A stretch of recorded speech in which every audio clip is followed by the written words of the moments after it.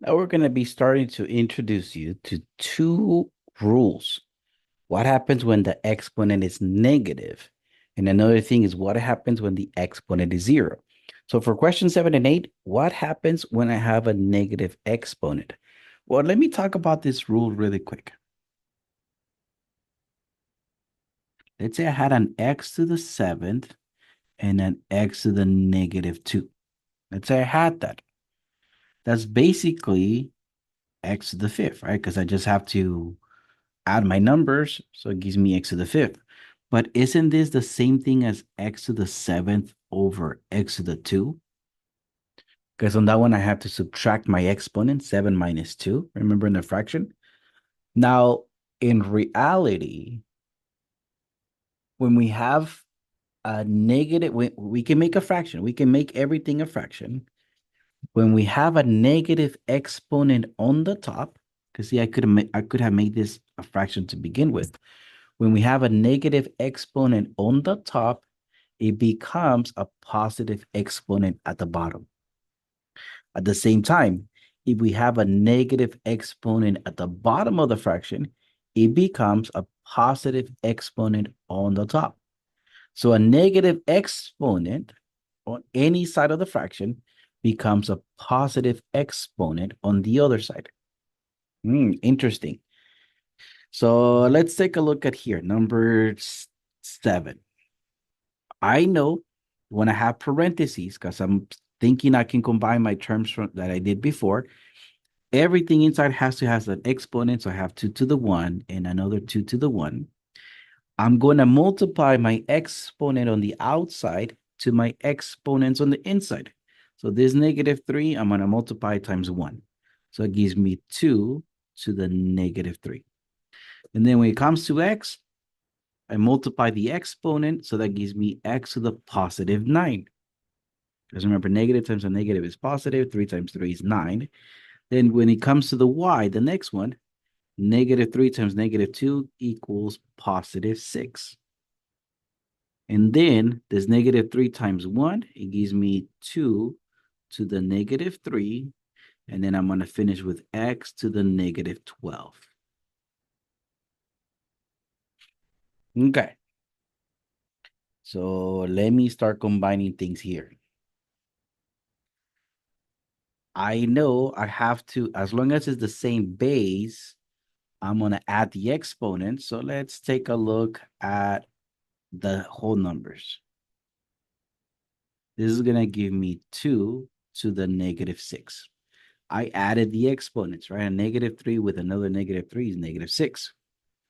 Now, when it comes to x's, I have a 9 and a negative 12.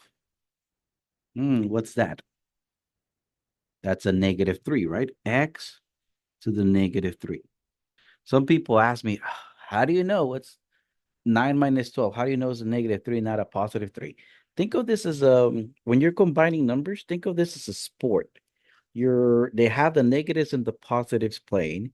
And my question is, who won by how much? The negative score 9, the positive score 9, the negative score 12. I'm gonna say the negatives won by 3. Okay. Lastly, let's take a look at the y's. I have y to the 6. So I can simplify this because on my instructions I see it says simplify. Your answer should contain only positive exponents. So anything that is positive on the top becomes negative at the bottom. So let me write a fraction here, and I'm going to have a 2 to the 6, an x to the 3 at the bottom, and on the top I have a y to the 6. The y does not go to the bottom because y is positive to begin with. Okay. Now, my 2 to the 6. Let me erase that. I'm going to simplify that. What's 2 to the 6 is basically 2 times 2 times 2 times 2 times 2 times 2. If I combine these 3, 2 times 2 times 2, that's 8. If I combine these 3, that's 8. I'm going to say 8 times 8 is 64. So instead of writing 2 to the 6, I'm going to write 64. Okay, so how am I going to type this? I see no negative sign, so I'm good. Everything that is on top of the fraction, y to the 6, backslash. Everything that is at the bottom of the fraction, 64 x to the third. Not bad. Let's take a look at question number 8. Everything inside the parentheses must have an exponent. So 2 to the 1, v to the 1. I'm just looking at the parentheses, everything inside the parentheses, because I'm going to multiply the negative 2 outside of the parentheses to the exponents inside the parentheses. So that means that my 2 and v to the negative 2 at the beginning have nothing to do with parentheses.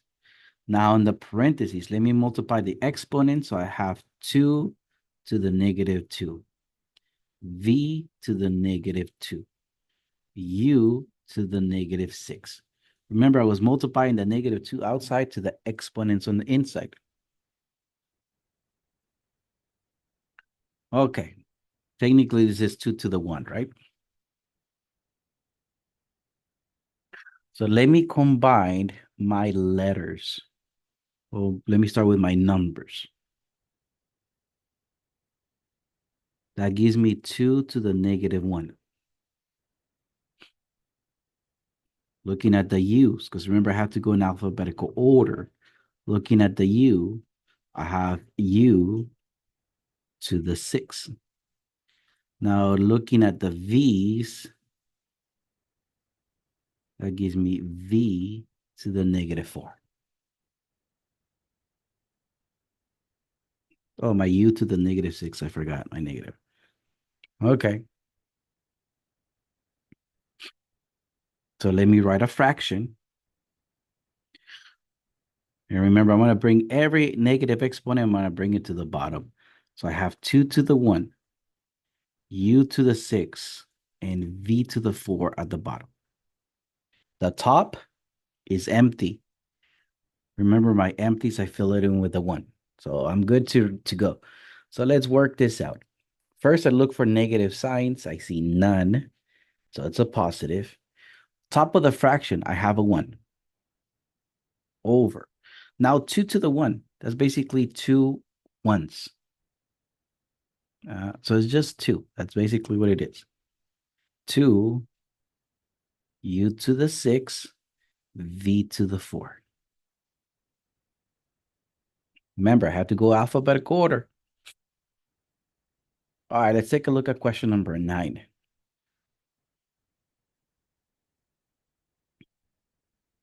I'm going to talk about the rule. What happens when I have a 0 exponent? 7 to the 0 times 7 to the 3 is 7 to the 3. Because when you add the exponents, it's 3. So that 7 to the 0 basically is useless. It goes away. It's not that we just erase it. Mathematically speaking, in multiplication, the number that is useless is 1, right? I'm not going to write, I could just write, for example, let's say, let me think of any random number.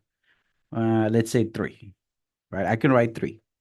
I could also write that as 3 times 1 times 1 times 1 times 1. Remember, multiplying by 1 means nothing. We just ignore the times ones. So anything to the 0 power, it's a 1. In multiplication, 1 is useless, so we just erase it. We just ignore it. So let's take a look at question number 9. First, I'm going to be looking at the parentheses. So outside of the parentheses, I have a negative 2v to the 0. For right now, let me write it 2v to the 0. Inside the parentheses, I have everything has to have an exponent because this negative 2 is going to multiply to my exponent. So I have 2 to the negative 2 and u to the 0.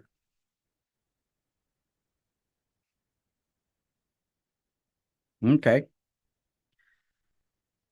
Number-wise, there's a negative sign that has nothing to do with my 2. So I'm just going to put my 2 there, my negative sign. That's a 2 to the 1. So number-wise, I have 2 to the negative 1.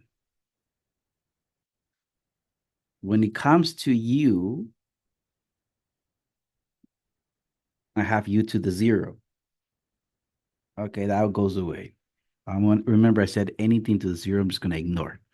When it comes to v, have v to the 0. Okay, that goes away. I'm just going to ignore it. So I have no more letters.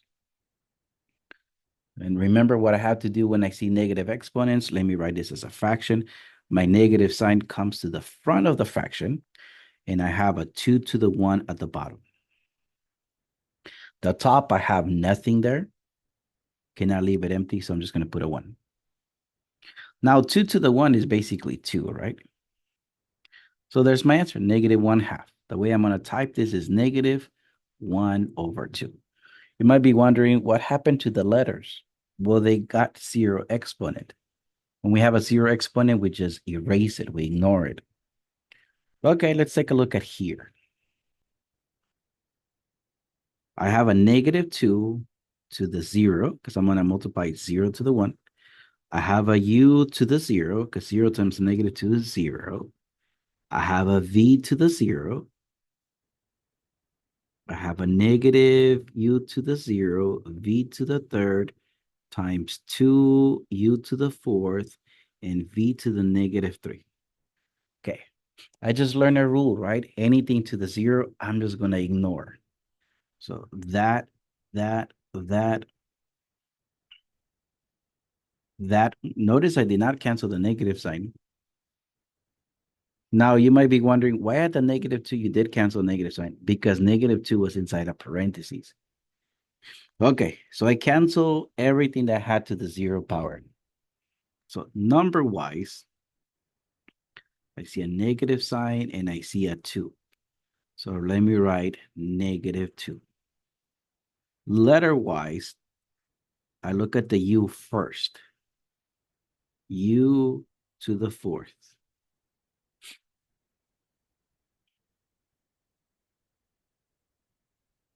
And then when it comes to v,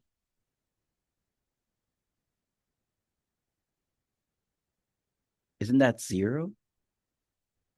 Because remember, I have to add my exponents. So isn't that 0?